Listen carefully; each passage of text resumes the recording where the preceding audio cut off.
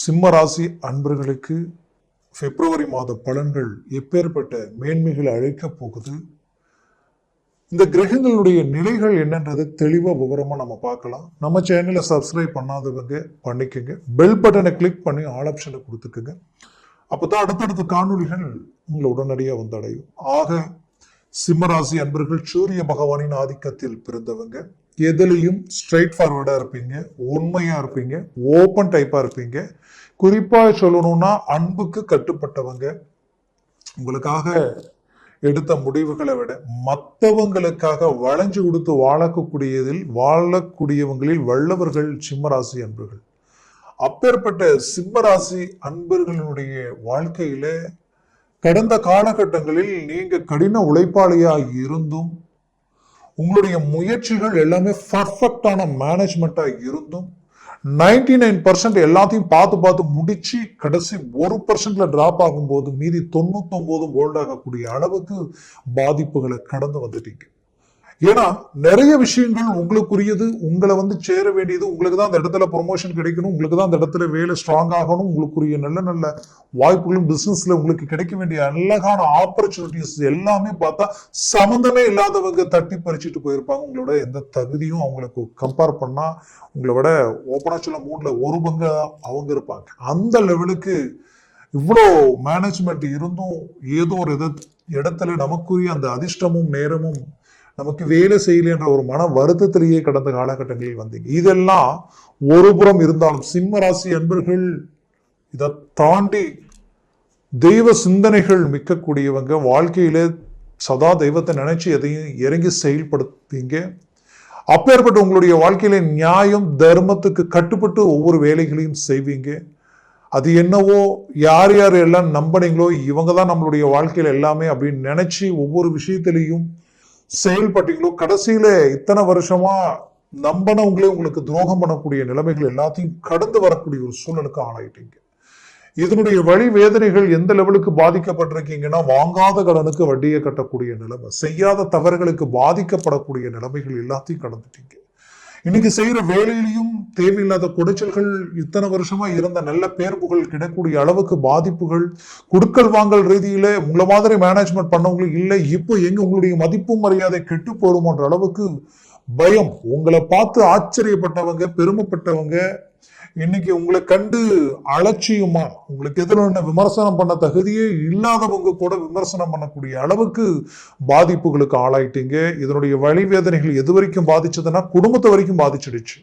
உண்மையிலேயே சொல்லணும்னா சிம்மராசி அன்பர்கள் நிறைய ஃபேமிலி, அதாவது கணவன் மனைவி ஒரே வீட்டில் இருந்துகிட்டு இன்னைக்கு ஒருத்தருக்கு ஒருத்தர் ஒரு நல்ல ஒரு அந்யுன்யமா இல்லாம தேவையில்லாத சில பிரச்சனைகளால மனசு உடைஞ்சி இன்னைக்கு விலகி நிற்கக்கூடிய ஒரு சூழல். ஏன்னா இந்த நிலை எதிரிக்கு கூட வரக்கூடாதுன்ற அளவுக்கு ஒரு அடி விழலாம், ஒவ்வொன்றுமே மாறி மாறி ஒண்ணு போனா ஒண்ணு இப்படி நிறைய பிரச்சனைகளை கடந்து வந்துட்டீங்க. இதுல குறிப்பா சொல்லணும்னா குறுகிய காலகட்டங்களில் திருமணமாகி காரணமே இல்லாம இன்னைக்கு டைவர்ஸ் வரைக்கும் போய் நிற்கக்கூடிய ஒரு நிலைமை. இது என்ன காரணமே தெரியல, ஆனா சேர்ந்து வாழ்றதுக்கு உண்டான வழியே இந்த இடத்துல கிடைக்கல. அடுத்தது என்ன செய்யறதுன்னு தெரியல, எதை நோக்கி அடி எடுத்து வைக்கிறதுன்னு தெரியல, எதுல அடி எடுத்து வச்சாலும் எதுவுமே நமக்கு சாதகமா இல்லையே, எல்லாம் இழுக்குது என்ற அளவுக்கு ஒரு மன பயம், பதட்டம், படுத்தா தூக்கம் இல்லை, பல யோசனைகள் அளவுக்கு பிரச்சனைகளை கடந்துட்டீங்க. காரணம் 7ஆம் வீட்டில் இருக்கிற கண்டக சனி. இந்த 2.25 வருஷமா ரொம்ப ரொம்ப மன உளைச்சல்கள். அதே சமயம் பாத்தீங்கன்னா இன்னொரு புறம் 10ல் குரு இருந்தால் பதவி பறிபோகும் சொல்லுவாங்க. கிட்டத்தட்ட இன்னைக்கு வேலையை பறி கொடுத்துட்டு கஷ்டப்பட்டுகிட்டு இருக்கிறவங்க சிம்மராசி என்பவர்கள். ஓப்பனா சொல்லணும்னா எவ்வளவு முயற்சி எடுத்தாலும் அடுத்த வேலைக்கு உண்டான மேனேஜ்மெண்டே கிடைக்கல, என்ன செய்யறதுன்னு தெரியல. இன்னைக்கு அது மட்டும் இல்ல, சிலர் வெளிநாட்டில வேலையில் இருக்கிறவங்களுக்கும் சரி, இங்க வேலையில செஞ்சுட்டு இருக்கிறவங்களும் சரி, உங்க வேலை இன்னொரு 3 மாசத்துல முடிய போகுது, நீங்க வேற எங்கேயாவது வேலை பார்த்துக்குங்கன்ற அளவுக்கெல்லாம் சில கமிட்மெண்ட், அது 1 மாசமா கூட இருக்கலாம். அடுத்தது என்ன செய்யறதுன்னு தெரியல, இதை நம்பிதான் எவ்வளோ கமிட்மெண்ட்ஸ். பட் இங்க பிரச்சனை என்னன்னா, இங்க டிராப் ஆகும்போது இது எல்லாத்தையும் எப்படி நம்ம ஃபேஸ் பண்றதுன்னு தெரிய இல்லையே, வாழ்வாதாரமே பாதிக்கப்படும் என்ற குழப்பம். அப்போ இந்த நிலையில் இருந்து மீண்டு வெளியில வரணும், ரீஎன்ட்ரி கொடுக்கணும்ன்றது உங்களுடைய நோக்கம்.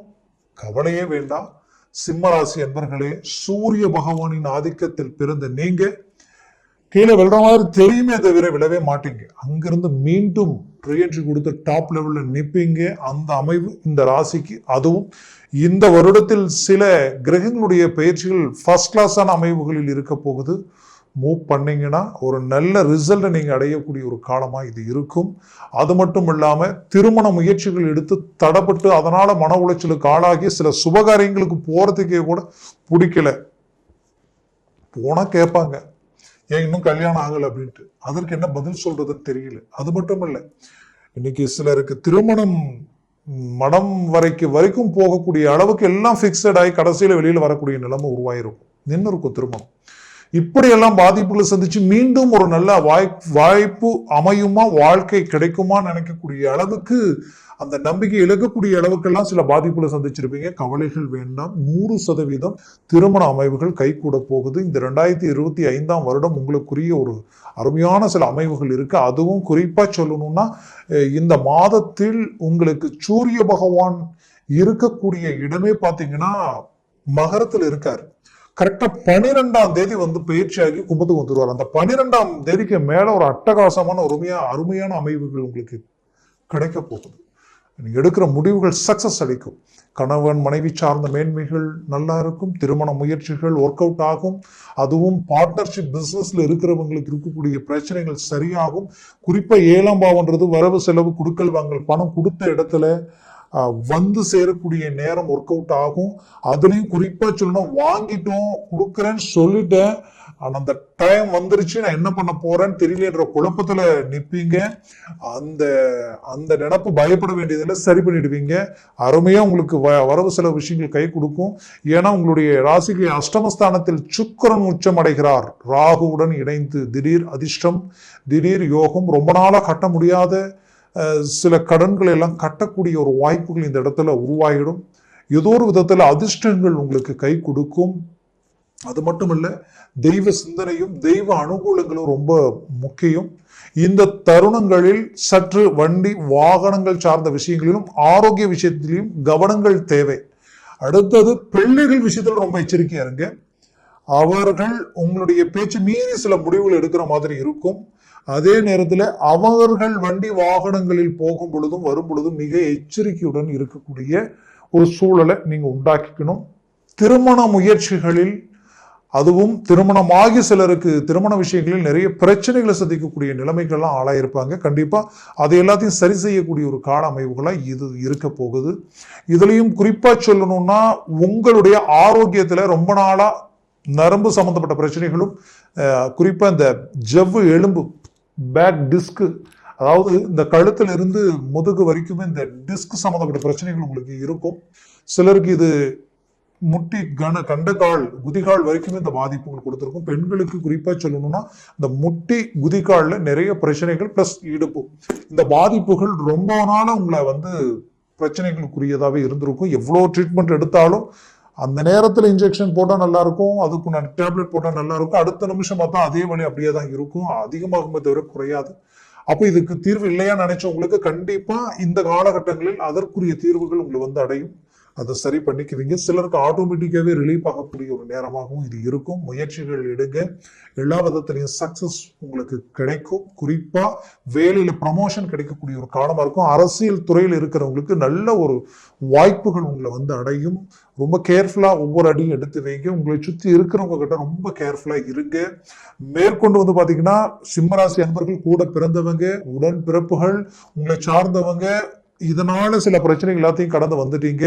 கண்டிப்பா அந்த நம்பிக்கை துரோகங்களுக்கு எல்லாமே பாத்தீங்கன்னா உங்களுடைய நட்பு மீண்டும் கிடைக்குமான்ற அளவுக்கு உங்களுடைய மேன்மைகள் இருக்க போகுது. அதனால உங்களுக்குரிய ஒரு காலமா வரக்கூடிய காலகட்டங்கள் அமைய போகுது. அதற்குரிய முயற்சிகள் எடுங்க. குறிப்பா இந்த சிம்மராசி அன்பர்களுடைய வாழ்க்கையில பெரிய பிள்ளைகள், மூத்த பிள்ளைகளுடைய விஷயத்தில் சற்று கவனமா இருக்கிறது உங்களுக்கு ரொம்ப அவசியம். அலட்சியமா இருந்துட வேண்டாம். அதுவும் குறிப்பா இந்த காலகட்டங்களில் இந்த கவனங்கள் உங்களுக்கு அவசியம். புது புது டாக்குமெண்ட்ஸ் சார்ந்த விஷயங்களோ இல்ல புது முயற்சிகளோ பெரிய லெவல்ல இன்வெஸ்ட்மெண்ட் பண்றதோ இதுல எல்லாத்துலயும் கொஞ்சம் கேர்ஃபுல்லா இருங்க. சொந்த பந்த விஷயங்களில் லிமிட்டா மேனேஜ்மெண்ட் பண்ணிக்கங்க. மொத்தத்துல வரக்கூடிய காலகட்டங்கள் உங்களுக்குரிய காலகட்டங்களாக இருக்க போகுது. வெளிநாட்டில் இருக்கிறவங்களுக்கு ஒரு நல்ல மேன்மைகள் கிடைக்க போகுது. ஏன்னா ஒரு புறத்தில் பார்க்கும் பொழுது இந்த சுக்கிரன் பிளஸ் ராகுவினுடைய மேன்மைகள் அருமையான நிலையில இருக்குது. இதுல குறிப்பா சொல்லணும்னா புத்திரபாகியம் இல்லாதவங்களுக்கு புத்திரபாகியம் கிடைக்கக்கூடிய ஒரு தருணமா இது அமைய போகுது.